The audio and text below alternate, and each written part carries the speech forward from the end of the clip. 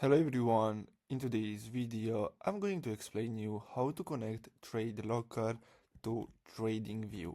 So basically if we go to the TradingView section here and then we go to trading panel, then we're gonna have to simply look and search for TradeLocker. Now as you can see, it's not available, so this is not a broker. So if we go back to TradeLocker, then we click on X platform, we're gonna see that they offer the interface, and as you can see it's pretty similar to TradingView. So basically in this application you're gonna have to connect a forex broker.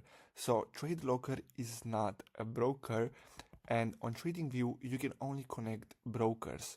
But as I said earlier, TradeLocker is similar to TradingView but only for forex. So you just have to create an account on a forex broker, and then you'll be able to connect it to TradeLocker. As you can see, it's available on mobile phone, on iPad, so you're gonna have to simply click on download and basically download it for your platform. And you can also trade live or demo. Now basically that's all for today's video. I really hope you found this video helpful. Thanks for watching, guys.